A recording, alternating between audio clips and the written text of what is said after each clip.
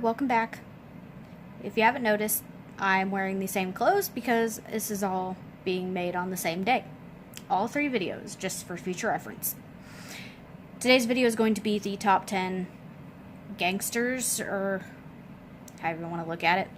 Top 10 most famous American gangsters of all time. The reason I'm doing this video is because it's in memorial to my father figure who liked this type of stuff.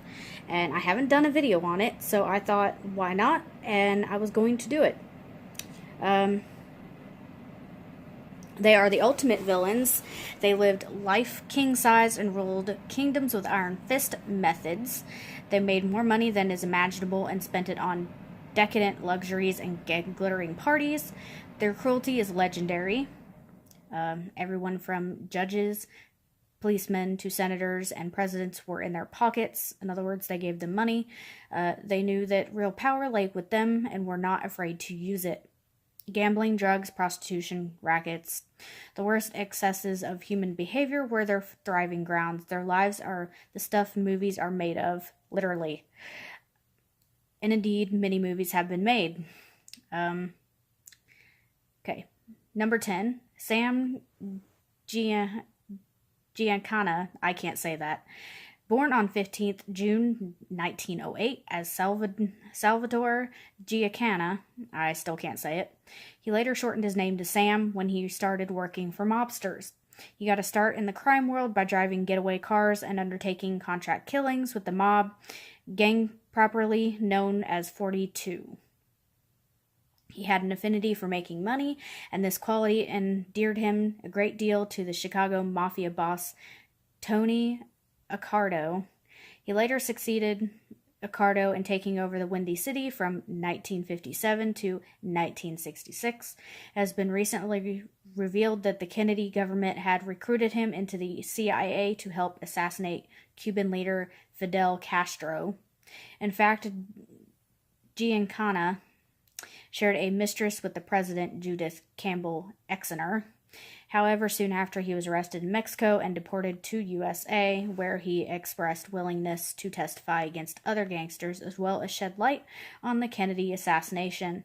Though he was kept under strict police protection on 19th of June 1975, he was brutally shot in his Oak Park home in Illinois. The unknown killer took no chances in leaving him alive, shooting him in the head and body many times over. Okay, so the picture they have of him is actually kind of weird. Number 9 is Carlo Gambino. Again, these are famous people. I'm sure you know who these are. Carlo Gambino was born in a mafia family in Sicily in 1902, where he learned to use guns before he could walk. That should tell you something, right? Here's his picture. If you haven't noticed, I'm using another phone. It's easier that way. I don't have to write anything down, considering I have arthritis in my wrist. He confidently carried out murders while in his early teens and was a fully fledged gangster by the time he turned 19. However, with Mussolini gaining power in Italy, he found his monopoly in Sicily to be severely restricted.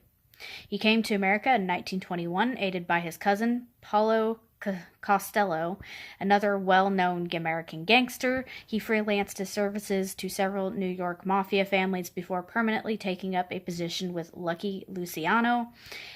Albert Anastasia became the boss of Luciano's gang after the former was extradited in 1940s. Soon after, Gambino had Anastasia killed in order to gain power. I don't know why I'm thinking assassination. He assumed the position of the head of the family and ruled over New York sinisterly until his death in 1976. He died of natural causes, from what it says. I still somehow doubt that. Number 8, Mayr Lansky, spelled with M-E-Y-E-R instead of the way I said it. He was born Mayr Sholinsky. Yeah, I'm not even going to try to read that. It's so fucking long. In 1902 in Russia, which explains why the name is so long.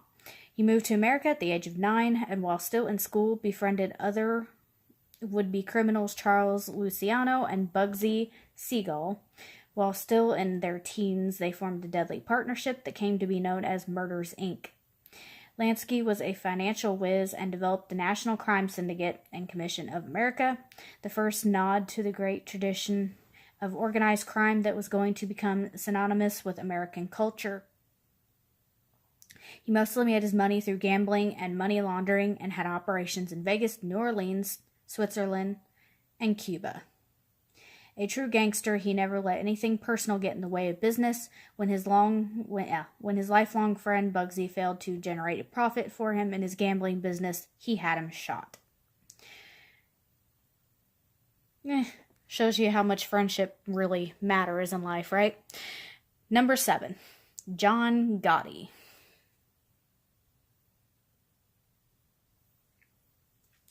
John Gotti was named Dapper Don, by the media because of his extravagant fashion and lifestyle choices, one of the most dangerous crime bosses of his time. Gotti had a simple personality and straightforward manner. He was born in 1940 to Italian parents living in New York. He murdered Paul Castellano, who was the head of the Gambino crime family, and took over the position for himself in 1985. However, he was arrested by the FBI in late 1990 and charged with 13 murders, tax evasion, loan sharking, racketeering, and upteen other crimes, which saw him sentenced to life imprisonment. He died in prison of throat cancer in 2003. Karma. Anyway, number 6, Charles Luciano. Isn't he handsome? Not that it really matters, because I'm pretty sure he's dead. Born in 1897, Charles Luciano is considered to be the father of modern organized crime in America. He had earned a ruthless reputation while still in his teens and did the dirty work for crime lord Giuseppe Masseria. He then founded his own crime family, the Luciano crime family, which later was called Genovese crime family. All kinds of criminal activity occurred under the umbrella of this organization. However, he was deported to Sicily in 1946, where he was forced to live the rest of his life. He died of a heart attack in Naples at the age of 64. Isn't this stuff just wonderful? Number 5, Louis Buchalter.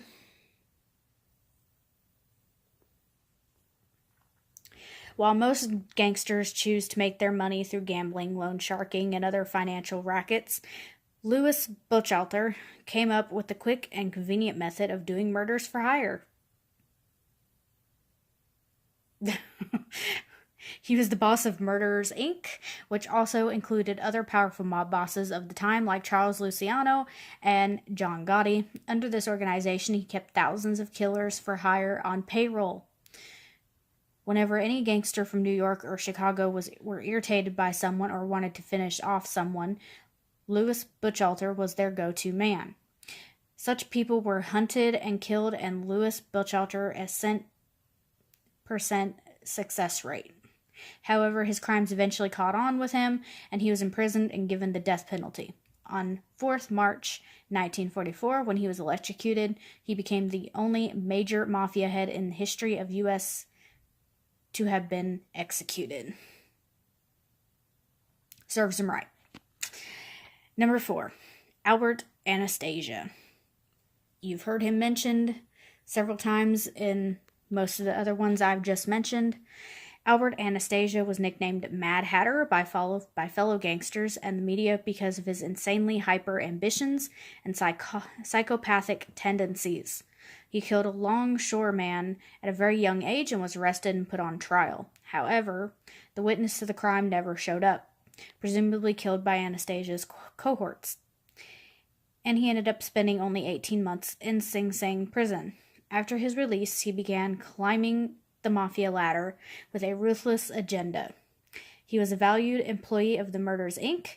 Corporation and won top points for getting rid of Giuseppe Masseria and then leading the crime boss in New York City. He ruled the Gambino crime family from 1951 to 1957 till he was assassinated in his own hotel room by 2 cloaked gunmen. Number 3. Have you ever noticed, theme here? They're all either assassinated or killed off. Number 3, Frank Costello.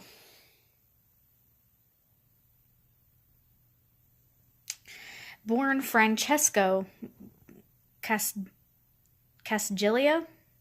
1891, Frank Costello was nicknamed the Prime Minister of the Underworld, a protege of the Harlem Mafia boss Serco.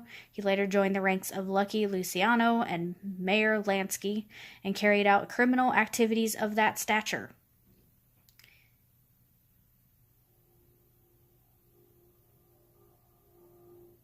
Sorry, I'm hearing a train.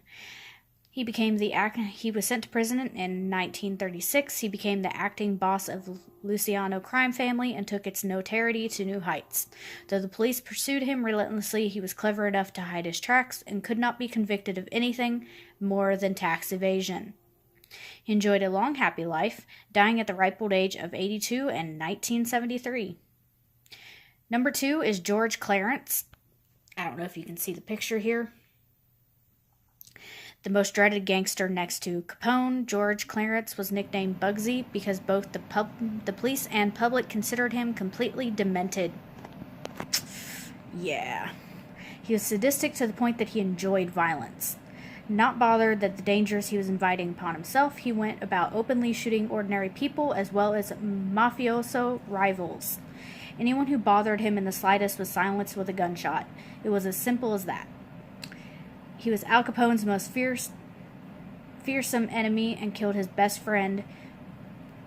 Not even gonna try to say that name. He also kidnapped Capone's bodyguard and hung him upside down, crushed his testicles, and burned his eyes with a cigarette. He then castrated him and sent the remains to Capone. That's how ruthless he was. That's just fucking gross.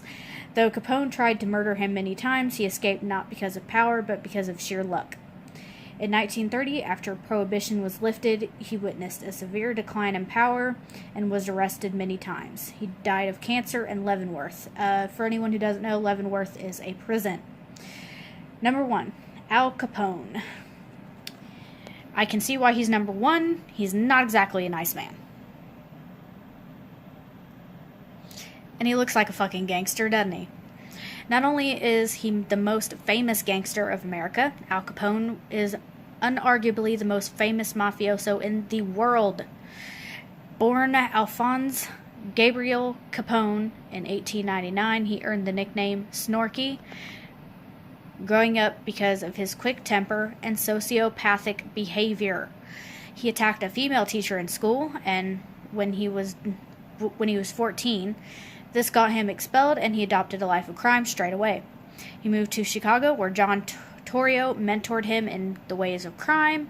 He became addicted to making money. This was made easiest through smuggling alcohol, which was banned in the United States during the years of Prohibition. This apart gambling, prostitution, and many other illegal operations made him one of the richest mobsters in American history. Anyone who tried to cross him ended up dead, tragically. He loved being the number 1 and resort to any means of violence to hold on to that unattainable position. He went as far as to order the St. Valentine's Day Massacre of 1921 to put an end to his enemies once and for all. This violent man did not come to a good end in life himself. He died in 1947 of syphilis.